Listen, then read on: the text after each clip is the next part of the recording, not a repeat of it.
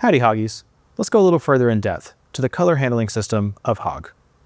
We'll do a quick overview of different types of lights and how they produce color. Additive lighting, like RGB lights. These fixtures use LED emitters to additively mix color via red, green, and blue emitters, and sometimes many more. Subtractive lighting. These are the opposite. CMY fixtures use cyan, magenta, and yellow filters to subtract light from a white source. Color wheel. Some fixtures have a physical wheel. Color wheels rock when you want to create a 6-split color or even a spin. However, they are limited by their slots. Keep in mind that sometimes a fixture can have RGB or CMY on top of a color wheel, so it's important to know which parameters are being controlled via the console. Let's open up the color picker.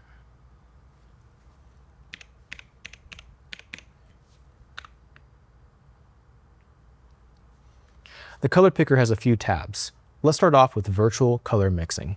In HSV view, we use 360 degrees of hue and a percentage for saturation and value. There's also a gradient view for cyan, magenta, and yellow, as well as red, green, blue. There's also XYY. XYY uses a coordinate-based system to represent color more accurately. XYY uses a mathematical perspective, whereas HSV controls color in a more abstract way. Now you will notice the virtual tab does have a gamut line. That's because every fixture produces a different quality of light, and Hog only shows the colors actually achievable.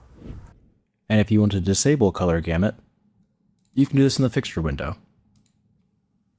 Just enable cal bypass per fixture. Remember, you can always go to the physical tab to get more direct control over your emitters and filters. I'll switch over to another fixture now.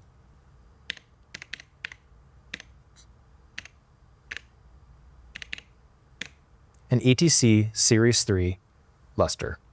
Now this fixture is awesome. With 8 different emitters, I can pick just the right value for my show.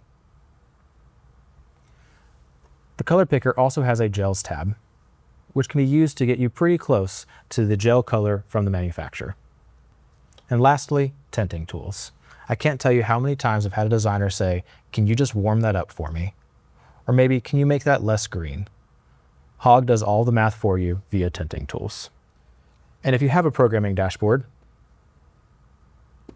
you can also adjust the values there.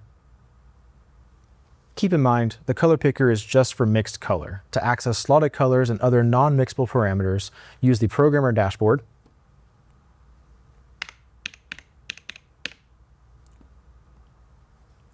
or you can use the media picker.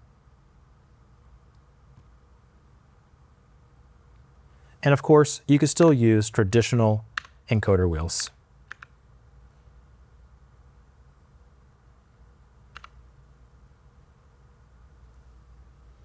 When it comes to color mixing, it's important to know the difference between physical and virtual color mixing.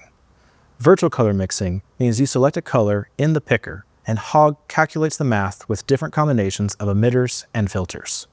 This is important when you are selecting multiple different types of fixtures at the same time to produce accurate and consistent color mixing. Physical color, on the other hand, gives you raw access to the full range of color options. It doesn't matter which approach you want to use, Hog translates through them seamlessly.